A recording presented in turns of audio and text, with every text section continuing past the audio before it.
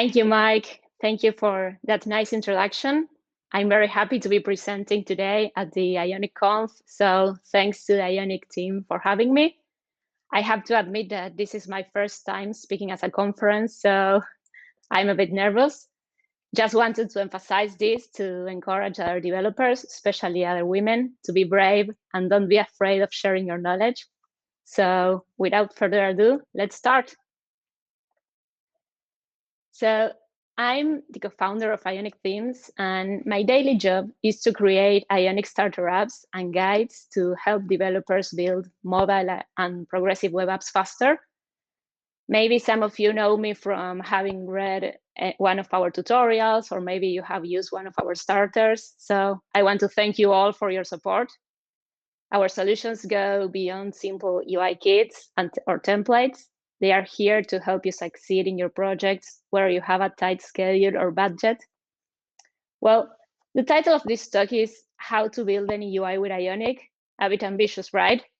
What I want to show you today is our recipe on how we build our starters and all the resources we have at Ionic Themes. I would like to start this presentation by talking about the term composition and how I see it. I believe the essence of software development is composition. And by composition, I mean the act of combining parts or elements to form a bigger element. I mean, compositions are formed by adding new objects to the previous ones so that each of the latter is part of the former. The process of software development is breaking down large problems into smaller ones. Then we can build components to solve those smaller problems and compose them together to form a complete application. But what do I really mean by components? Components can be very diverse. We could define a component as something that can be useful on its own or that can also be combined with another element to form a bigger one. Now, think about this idea recursively, because composition has no limits. You can compose objects as many times as you want. But composition is not only about software, it's around us everywhere. Almost everything in this world is made up of different elements or components and can be broken down into smaller pieces. Those who like cooking, like me, will understand what I mean. Cooking is all about combining ingredients, flavors, textures, temperatures, times, among others, in order to create a much more elaborate element. For some people, these elements can either be the final product that they will eat or a starting point to create another element. And if you think of the process of food composition from the initial seeds that grow on the soil and all the factors that took part in that process, well, this is almost an infinite loop, at least from my point of view.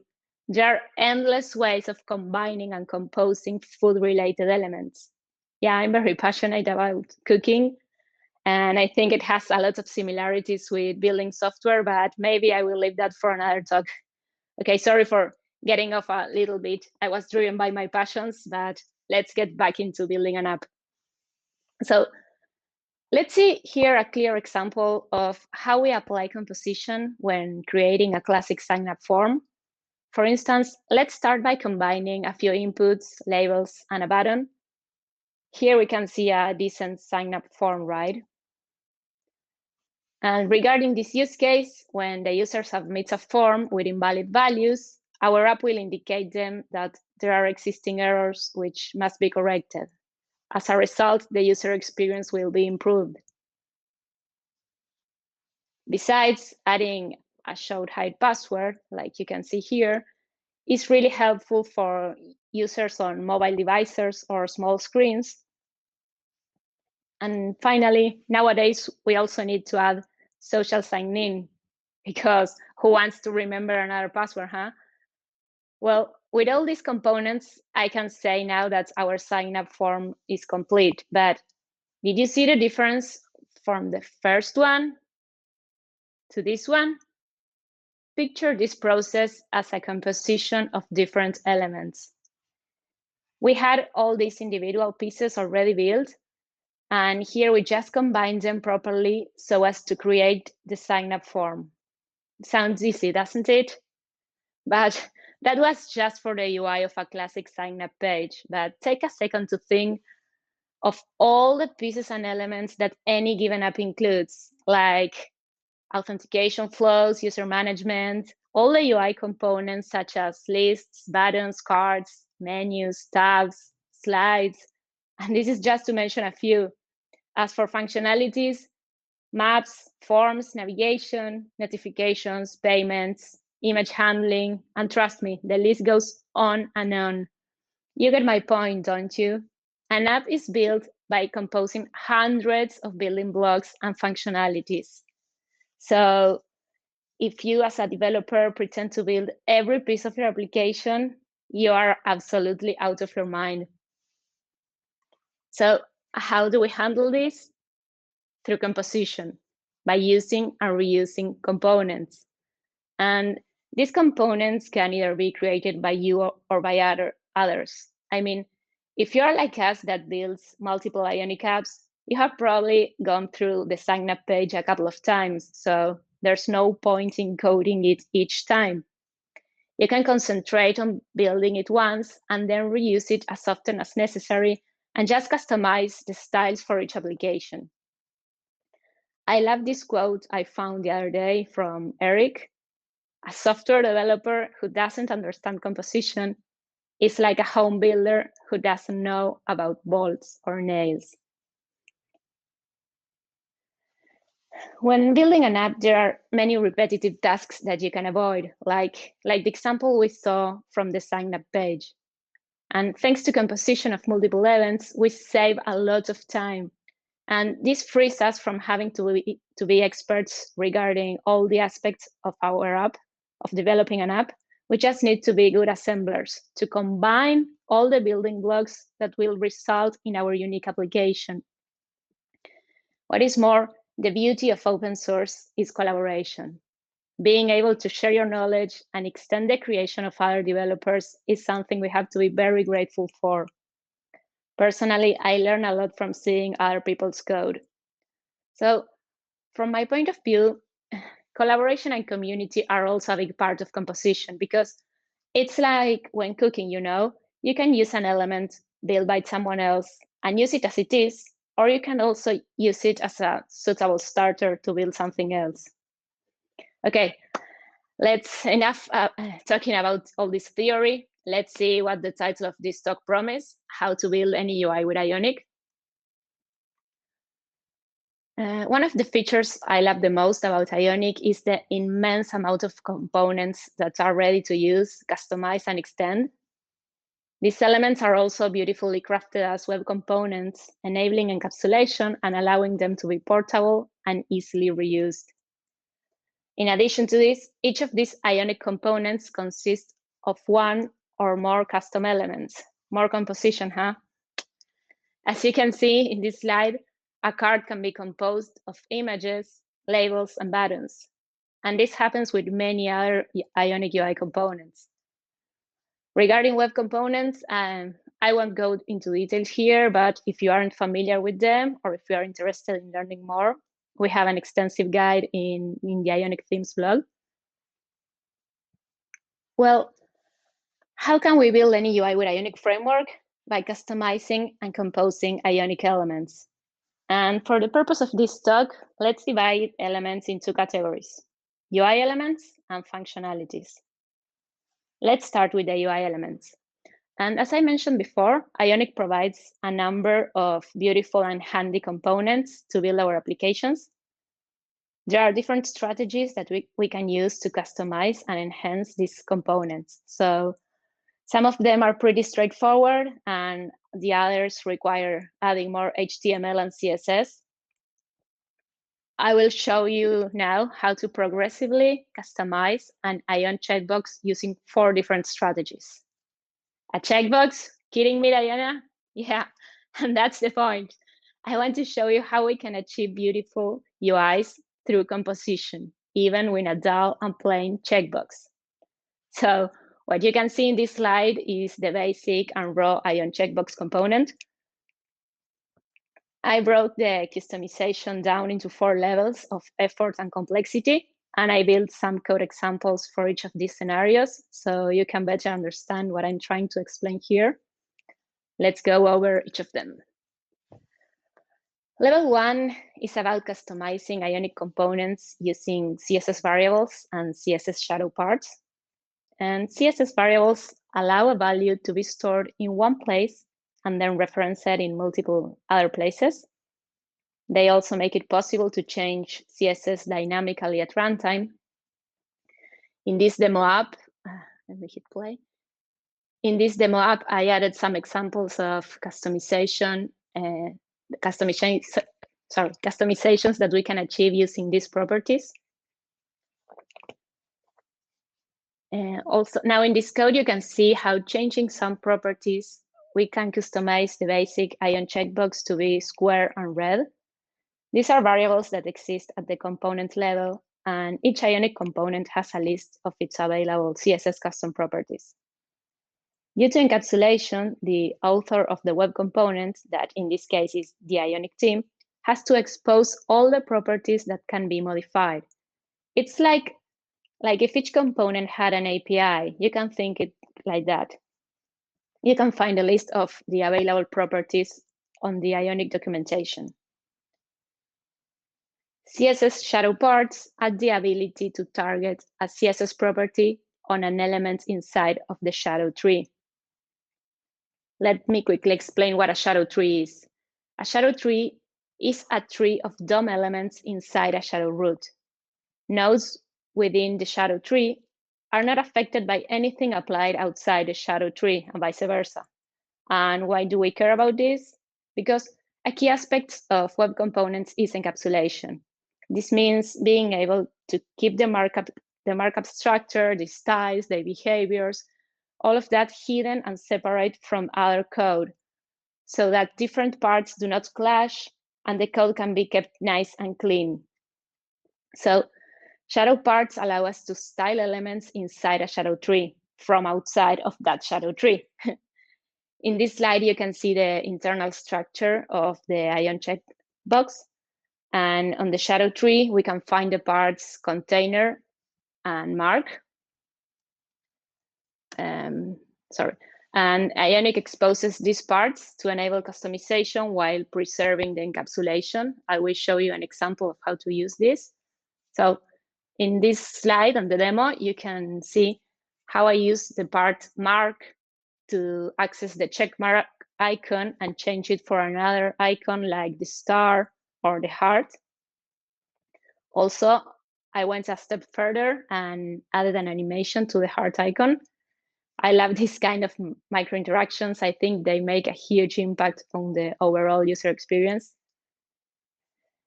So as you can see, CSS allows us to change a limited set of properties in a very easy and straightforward way.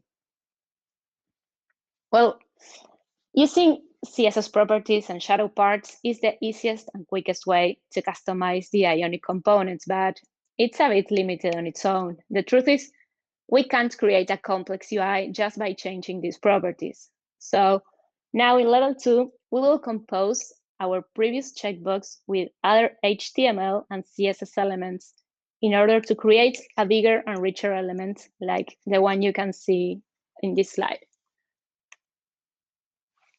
And the code inside the purple rectangle is the same HTML as the one we used in our previous example. And by wrapping it with other HTML elements and a few custom styles, we can drastically change its appearance while preserving its functionality. These are the styles I use. Basically, we have a div wrapper that I called checkbox content that has a background image with a grayish overlay. And then the checkbox title class is for the label. And the checkbox item class is for the checkbox itself. And at the bottom right of the slide, I'm showing you the CSS properties I use to customize the checkbox item. And now if we put a list of these elements inside a row and we assign 6 columns to each one, we will get this new UI by just composing the checkbox with a few other elements. And it looks completely different from the item in level 1, right? Now, let's jump to the next level. So far, so good. Remember, you can ask any questions through the chat.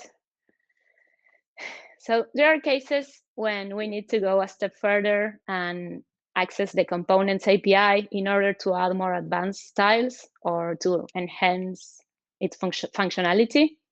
That's why here in level 3, I will add an Angular wrapper element to extend the customization possibilities to build the UI you can see in this demo.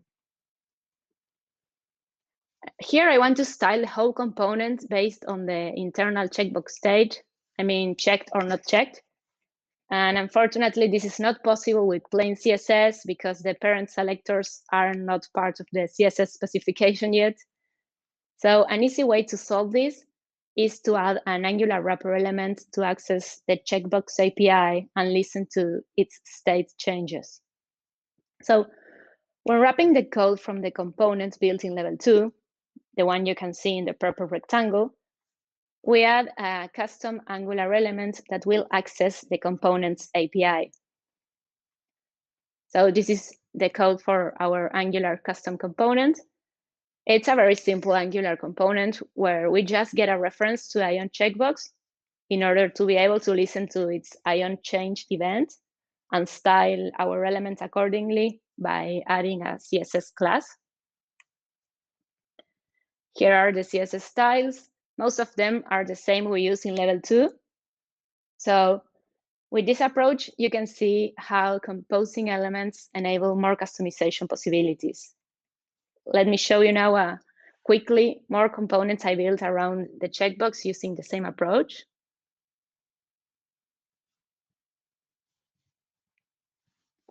The idea of showing you these other examples is to convince you that using composition, you can create different components to build different UIs, but using the same base checkbox component. And now finally in level 4, we applied a composition idea with functionalities. And by functionalities, I mean things like forms and input validations, like social logins, maps, push notifications, camera access and image handling, multi-language, database integration, and so on. The same composition principles can be applied to these features because once you have developed them, you can reuse them in all your projects. For example, at Ionic Themes blog, we have lots of guides and tutorials that explain how to add different functionalities to your Ionic app. And the idea behind those guides is that you can get the code and the context of that feature and apply it to your own project. You can find tutorials about things like Firebase integration, Facebook, Twitter, and Google social logins, maps, geolocation, etc. There are also other great Ionic community members that are constantly creating amazing content, so make sure to check their work too. And because the forms and validations tutorial is one of the most popular from our blog, I decided to add that feature to our demo by putting our checkbox inside a form with a validation that requires the user to select at least 2 checkboxes before submitting it. So in this slide, the code you can see is the HTML for our new form. I guess at this point you already notice I'm a big fan of Angular, so I'm using it for this example as well. Here I'm using Angular reactive forms. This is the code I use to create the form. Basically, what I'm doing here is creating a form array with a form control for each checkbox and with a custom validator that requires the user to select at least 2 checkboxes in order to be able to submit the form. Oh, by the way, I forgot to mention that I pushed this demo up on my personal GitHub. So if you want to see the complete code with all the examples, I will leave the link to the repo on the last slide. And if we are talking about creating reusable components, I must mention Stencil, because Stencil, among other things, allows you to build reusable web components. In fact, Did you know that the Ionic team uses Stencil to build and deploy all their Ionic UI components as Angular, React, and Vue packages from one code base? That's efficiency. I found these recent tweets from our dear Max, and I think they summarize all the concepts behind this talk. Invest in reusable software instead of reinventing the wheel. So this is the recipe we use at Ionic Themes to build all the user interfaces of our applications. The secret here is that once you build a component for a specific use case, you can reuse it for many other use cases by just adapting a few styles, and boom, you have a new and totally different component.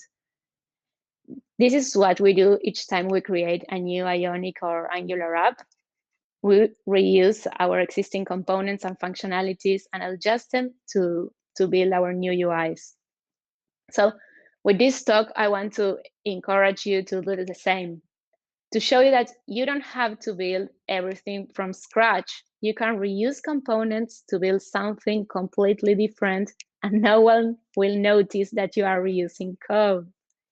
You just need to bear this in mind for the next component you build. I mean, you need to try to create them as encapsulated as possible, so they may be easily reused in other projects. I know it can take an extra effort at the beginning, but trust me, it will pay off in the future. So if there is one thing I want you to take home from this talk is create reusable components. Invest in your code. So that was all, my friends. I would love to talk more about building applications with Ionic and Angular because I'm very passionate about that. I have been doing it for 6 years now, and I keep enjoying it a lot. These basic compositions that we saw today apply to all modern UIs. And Ionic UI components are a great starting point to build our applications. But please don't settle with defaults. Dare to customize them to build rich interfaces. Ionic provides you with all the base components and interactions, but then you will have the responsibility to make them shine. Hope you enjoyed this presentation. Thank you very much for listening. And if you have any questions or feedback, please let me know. Also, I have my Twitter DMs open. My Twitter is at Dayana Jabif. It's on this slide. So feel free to reach out. I would love to connect with you. Thank you.